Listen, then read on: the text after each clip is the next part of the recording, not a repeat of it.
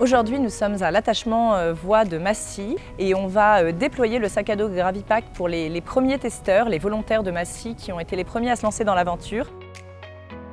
À RATP Infrastructure, on a beaucoup d'activités de maintenance qui sont réalisées en itinérance.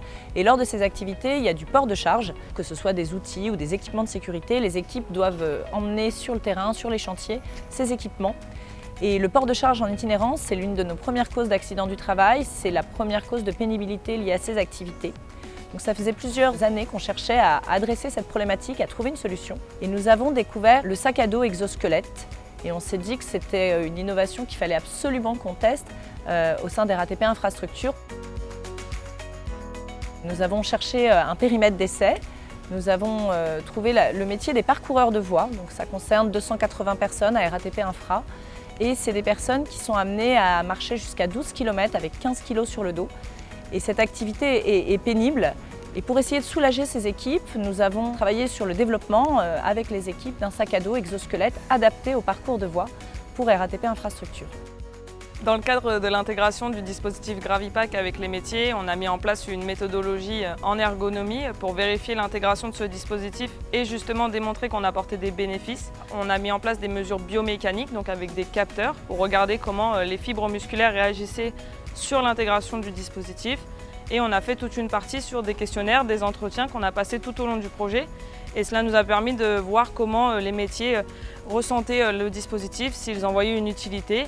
Et cette partie-là nous a surtout permis de développer sur mesure le dispositif avec la start-up française Gravipack au plus près du besoin de nos métiers. On voulait un sac avec des objets de tenue qui soient plus ergonomiques, qu'on puisse prendre plus facilement, utiliser plus facilement, qui se tiennent mieux sur le dos et qu'on n'ait pas ce risque de chute, de renversement.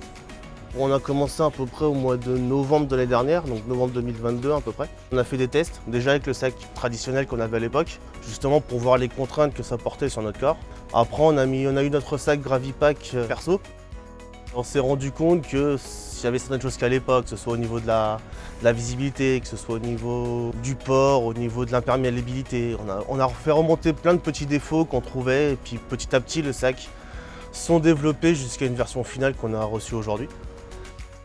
Sur le prototype Gravipack que l'on a expérimenté avec les métiers, on a conçu des anses sur mesure pour que les outils puissent être disposés en sécurité à l'intérieur du sac.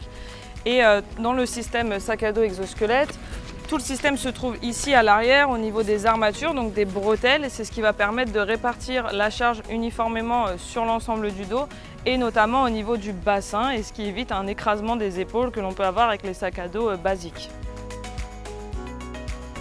Au niveau du rangement, ça va être moins branlant dans les sacs. Alors l'ergonomie, elle est pas mal. On ressent bien la charge sur toute la hauteur et pas seulement sur les épaules. Dans les jours et les semaines qui viennent, c'est l'ensemble des unités des parcoureurs de voies de RATP Infra qui vont être équipés du sac parcours. Et pour la suite du projet, on souhaite développer un sac plus polyvalent pour l'ensemble des activités de maintenance itinérante. Et ce sac, à terme, pour RATP Infrastructure, ça pourrait toucher jusqu'à 1200 personnes. Et au sein du groupe RATP, ça pourrait être 5000 personnes qui pourraient être concernées par l'arrivée de ce sac exosquelette.